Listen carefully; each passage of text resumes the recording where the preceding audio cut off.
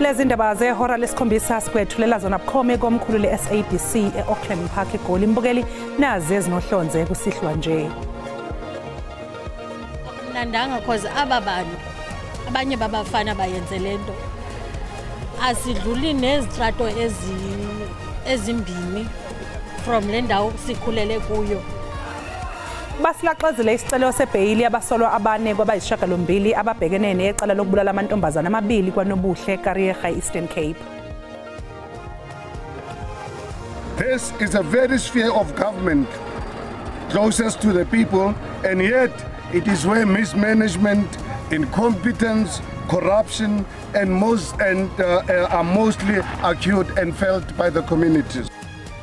I-Action SA yethule umkhankaso wokuqinisekisa ukuthi ziyalungiswa inkinga ekhungethe ohulumeni basekhaya kuleli.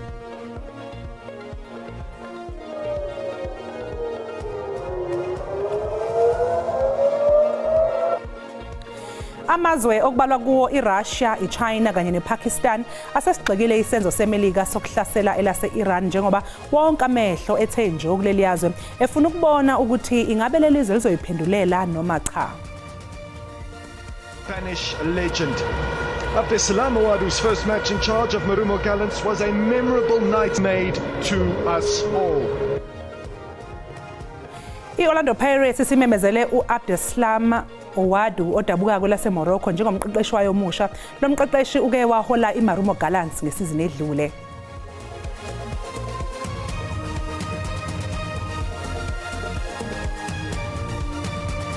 Sikubingelele umbukeli sikwamukele ezindabeni zakusihlwa enzethula unoxolo uMamtshali wakwaMwali.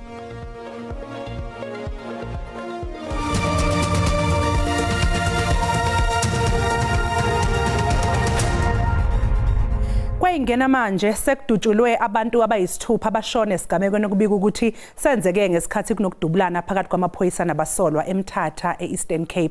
Njengamanje ke mbukeli isixhumane intatheli yeSABC enkanise kuleya ndawo ufundiswa Mhlekude. Fundiswa asikubingelele sikwamukele ezindabeni zakusihlwa sibonga kakhulu ukuthi ube nathi ezindabeni. Sicela nje ukuthi sichazele ngokwenzekile lapho.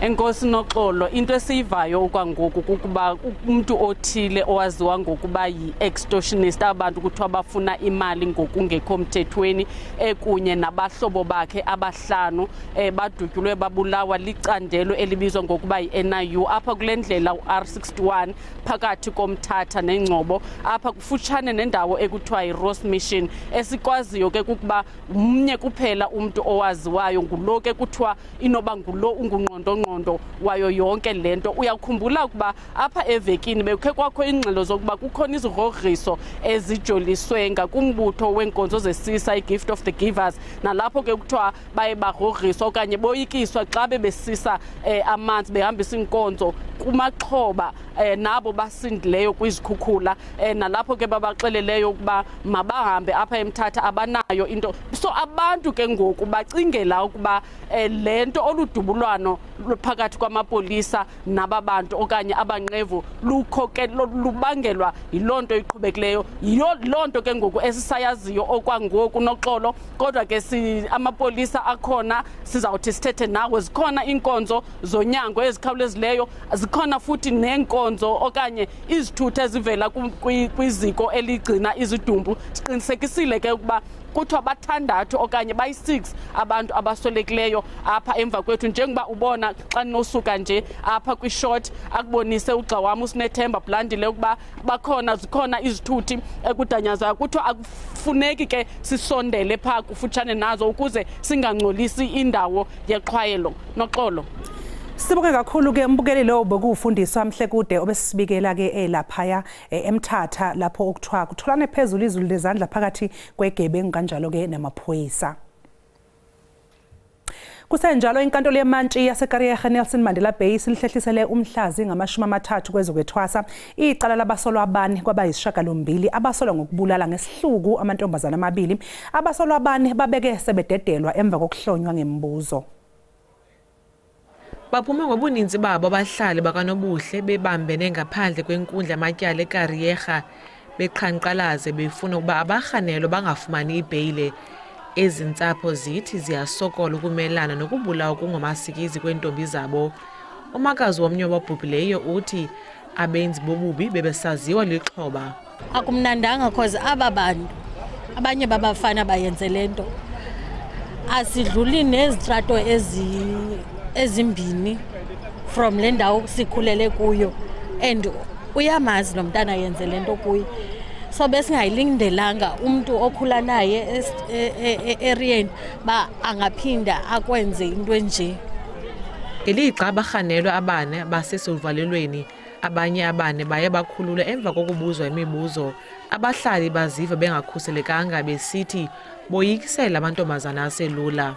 Xa ke ngoku yona icourt emi kwindawo yoba mayikhusele uluntu isinike isjustice lesiyifunayo ikwazi uzibeka endaweni apho ikulungele ukukhulula abantu abamoshile ekuhlaleni. Andiyazi uba icourt ifuna thina ezabahlali masenze ntoni ngabo bantu bazojika baphinde viri bafuna ubulala kwakhona. Amapolisa aseMpuma Koloni anqinile ukuba abarhanelwa abane bayilahlile ibheyile. Abamangalelwa abane uAkhululwe Phungulwa, Anele Ngalo, Sipho Sethu Gomomo kunye noZubenathi Dyakomeni bavele ngokufutshane kwinkundla kaMantyi yaseKariyerha ngomvulo we-23 June 2025. Ityala limiselwe umhla we-30 July 2025 ukwenzela uphando oluthe kratya. Abanye abarhanelwa abane abaphakathi kweminyaka eyi-16 ukuya ku-18 bebebanjwe nesisine singentla bakhululiwe. Ityala limiselwe umhla wama-30 kwinyanga kaJulayi ukuze kuqhutywe nophando. Kwiindaba ze-SABC, Ndunguntomozu kubhalintulu eKariyerha.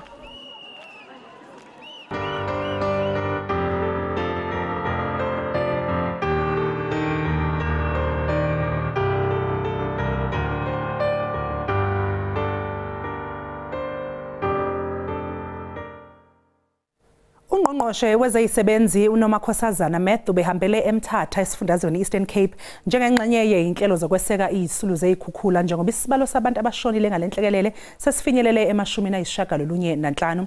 Ukuvakasha kaMathew bekuqinisekisa ukuthi abangasebenzi bayabhaliswa ohlelweni lokuqashwa eNingizimu Afrika.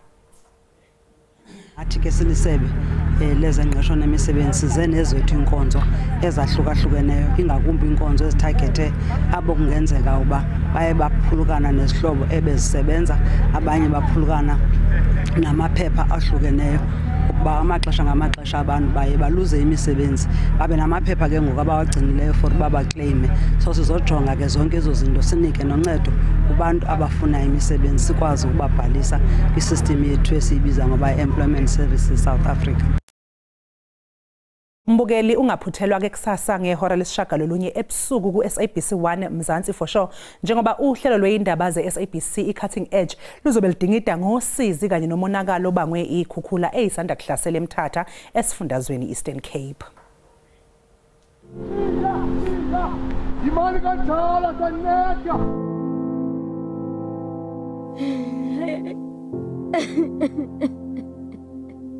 Imbi into eyenzekileyo. Mama uzithengela umsika uzithela incwaba. Babesadlala phaa phezulu mama ngesindile.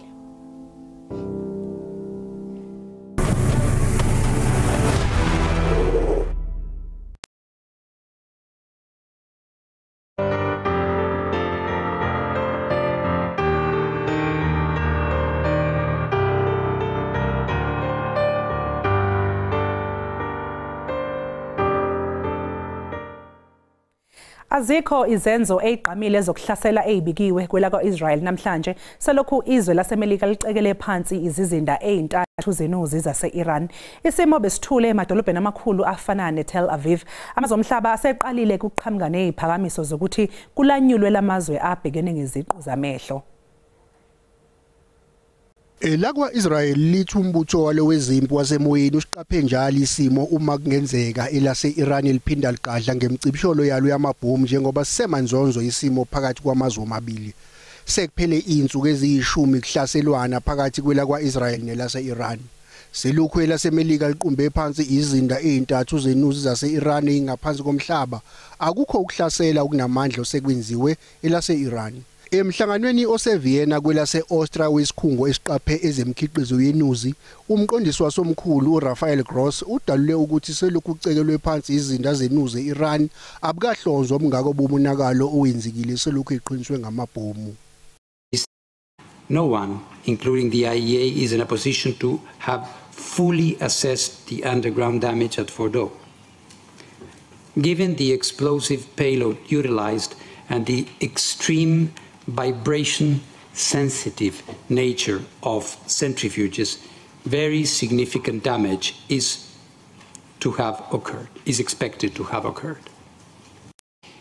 Has informed the IAEA that there was no increase in off-site radiation levels at all 3 sites.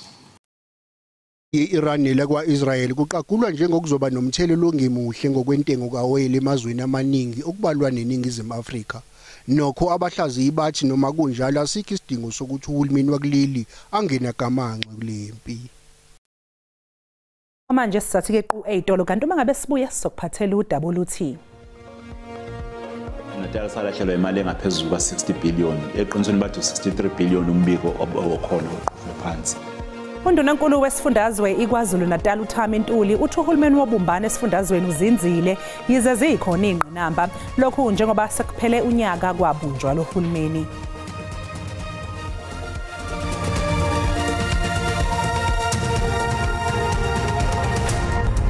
Sikubingelele sisamukele uma ngabe usanda kungena odabeni oluphambili besibike ukuthi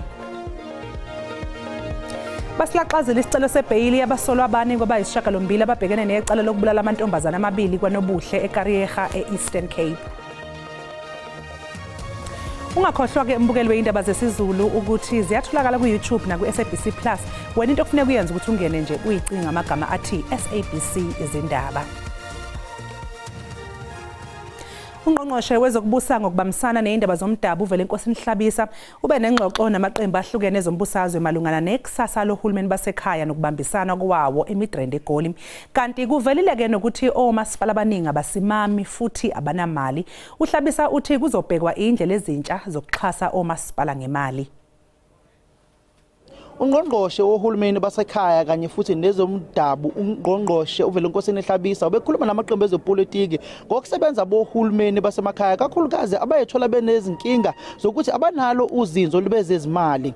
Ungqongqoshe sicela nje usichazele kabanzi ngalezi ingxoxo kade uyibambile namaqembu ezepolitiki namhlanje kakhulukazi ngokusebenza komasipala basemakhaya abayithola beneyinkinga zezezimali kanye futhi namakhansela athile angafundile nabanye ke abayithola kukhona inkohlakalo edlalubi khona.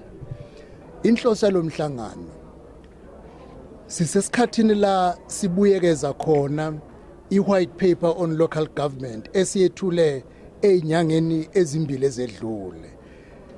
Sesikhulume nosomabhizinisi, sakhuluma namabandla, sakhuluma nama-civil society, kodwa sibone kukhona ingxenye esele uma singakhulumi ngqo namaqembu ezombusazwe ngoba kulabo masipala abawu-257 akho ngisho nowodwa ongaholwa yiqembu lezombusazwe. Ngakho amaqembu ezombusazwe yiwona angabadlali abamqoka ukuba omasipala bekwazi ukuhlangabeza izidingo zabantu.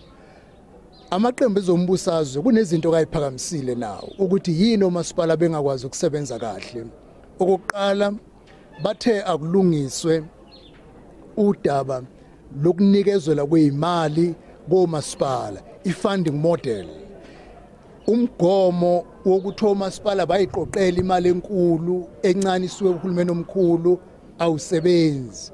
Kufuneka omasipala bahlinzekwe ngezidingo njengoba kuhlinzeka uhulumeni wesifundazwe nohulumeni kazwelonke.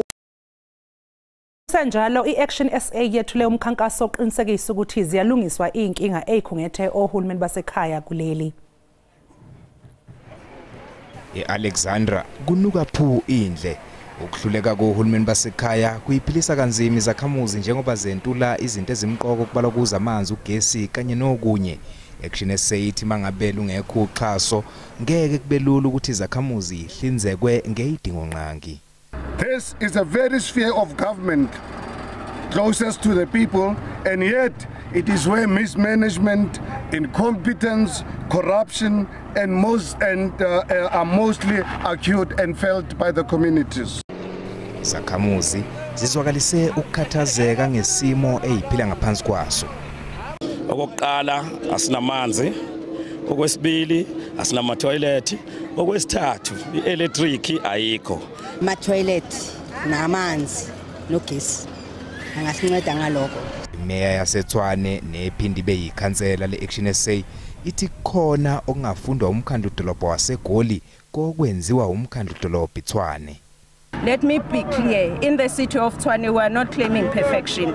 There's still a long road ahead, but we are proving every day that where Action SA governs, things can get better. And that is why we are launching this campaign nationwide, because Tshwane should not be the exception. Every city and town in South Africa deserves leadership that is ethical. Zai Action SA izongenela ukhetho lomasipala ihlandla lesibili. uMashaba uthi bazomemezela ekhambeni kwesikhathi ukuthi ubani ogaqela isikhundla sokuba yimeya yaseGoli kuAction SA. Undunankulu wasesifundazweni KwaZulu-Natal uThamintuli uthi uhulumeni wobumbano esifundazweni uzinzile yizeke zikhona ingqinamba. uNtuli uthi inselele enkulu ababhekene nayo njengesifundazwe ukuncishiswa kwesabelo mali njengoba phela sekuyinto ke esibe nomthelelo ongemuhle ehlinzekweni kwedingonqangi kweminye iminyango. Undunankulu wakwaZulu-Natal uMnumzane uThamsanqa Ntuli uthi uhulumeni awuholayo wesifundazwe usebenza ngendlela efanele. Ukusho lokhu nje yize abe-State SA bakhipha umbiko uthi lesifundazwe sinamaphesenti angu-32.1 abantu abangasebenzi. Lezi balo zakhishwa kwisigaba sesine sonyaka odlule. Umnyango wezemfundo kudingeke ukuba uhlehlise ukubhalwa kwesivinyo ngenxa yokuhluleka ukukhokha imali engangu-900 million randi ekumele ibhekelele ukusebenza kwezikole. Umnyango wezempilo ke nawo ubhekene nezinkinga zemali eziholele ekutheni ungakwazi ukuthenga eminye imishanguzo emqoka. Undunankulu uthi basebenza ngokuzikhandla ukuzama ukulungisa lesimo. Ngenkathi singena ehhovisi sathola ukuthi ngenxa yokunqanyulwa kwezimali zohulumeni nje hayi KwaZulu-Natal kuphela. KwaZulu-Natal salahlelwa imali engaphezulu ka60 billion, eqinisweni bathi 63 billion umbiko okhona uqoqwwe phansi. Odabeni lokwesula isigubhukane kukamqondisi wehhovisi likaNdunankulu uDokotela Nonhlanhla Mkhize ngemuva kokwenza izinsolo zokuhlukumezeka ngokobulili. uNtuli uthi sekusungulwe uphenyo ngalezi insolo. uDokotela uMkhize ubhale incwadi ethi wahlukumezwa owesilisa obesebenza ehhovisi likaNdunankulu. Sesiphenyele ukuthi silithole iqiniso ngoba kunanezinsolo zokuhlukumezeka ngokobulili kuzinsolo lezi ezingencane. uNdunankulu uphinde watusa ke ukusebenza kwamaphoyisa esifundazweni okulwisana nobelelesi. NginguSimphiwe Makhanya wezindaba zeSABC ngiseThekwini.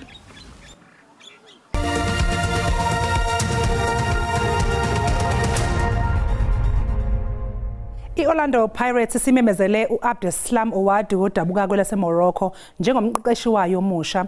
Lo mqeqeshi uke wahola iMarumo Gallants ngesizini edlule. Ukuqokwa kwalomqeqeshi oneminyaka engu-46 kumangaza abaningi njengoba bekunamahlebezo ukuthi uRolani Mkwena uxoxisana nezimnyama. uOwadu uneziqu ze-UEFA Pro License kanti ke ngesikhathi ehola iGallants wanqoba imidlalo emihlanu wadlala ngokulingana emidlalweni emine wehlulwa kwemithathu emidlalweni eyi-12. Kweminyaka yemidlalo ayinqoba waguqisa ezimnyama ngamagoli 2-0 enkundleni yase-Free State ngoNdasa. uOwadu ungena esikhundleni sika Jose Riviero nosengumqeqeshi we-Al Ahly yaseGibhithe. Umqeqeshi wabanyana uDesiree Ellis memezele iqembu lakhe elizozama ukuvikela isicoco salo seWAFCON eMorocco. Umqeqeshi webanyana wayememezela abadlali abangama-47 ekuqaleni wabe selinciphisa iqembu lakhe laba nabadlali abangama-28 bayi-14 kuphela abadlali abasele eqenjini elanqoba le ndebe eminyakeni emithathu edlule. eNingizimu Afrika iseqoqweni u-A kanye neGhana, iMali neTanzania. Selections are never easy because players keep stepping up and makes your job very difficult. But I've got a good group of technical staff with me, you know, having a look at everything, and finally we came up with a squad that we think will do the job for us. U-Alice ukuthokozele kakhulu ukubuya kukaKapteni uRefilejane eqenjini emuva kokulimala. At the moment, there's no time left for the games to start, but we are doing everything that we can, that with the limited time that we have, we use it very wisely. We do a lot of tactical work, a lot of video analysis, and also have a lot of conversations amongst the players, because, you know, we've got quite a number of new players, some young, some are returning. Ngokwinhlangano yengamela ibhola kuleli, umsebenzi waleli qembu ucacile. Kumele livikele lesicoco. I think it's a common cause that we are defending champions and we want to retain our title. I think that's the sole mandate. Leli qembu lizodlala umdlalo walokuqala omqhudelwano neGhana mhla ziyikhombisa kuNtulikazi. Umhlahlo wesimo sezulu uzolandela emva kwekhefu nomkhushulwa Msimanga.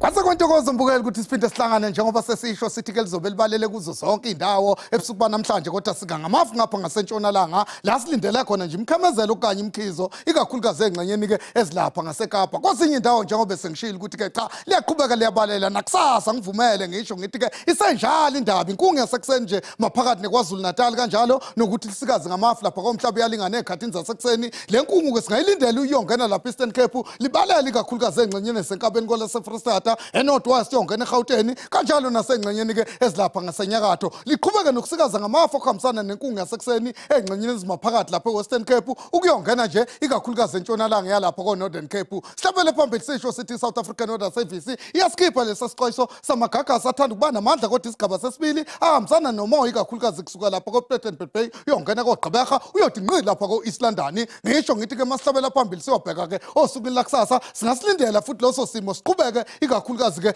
endaweni ezingasogwini lapha eStern Cape sihlabele phambili siyobheka ikakhulukazi ke amazinga phansi ebusuku namhlanje kuyofika kusasa kusempondo zankomo ngivumele ngithi ke banda ngempela mawungena lapha kuSutherland liyakubuza ukuthi ke ungubo ngaka uyongena koCalvin obheka moya ungena lapha koApintini nakhona ke banda uyongena koCommand lapha eStern Cape uyongena lapha kwaZulu Natal eBergville lapha eMangwaneni uyongena eMnambithi ke banda uyongena kolase Freestata abengaphansi kweqanda mawungena lapha koQoqo koBethlehem kanti ngokuphuma eNhlavelanga ngivumele ngithi ke phakathi nje eGauteng kolase Freestata uyongena ikakhulukazi ke engxenyeni ezilapha koNorthwest kwaZulu Natal bephakathi kuthi kubanda kancane kodwa lapha eMelo sisho sithi phansi lapha eStern Cape ngingathanda ukuba phakathi kubanda kancane kodwa mawungena engxenyeni ke ezilapha ngaseKapa libe phakathi lapha koApintini ngivumele ngisho ngithi ke ngiyathatha indaba enobusuku obuhle.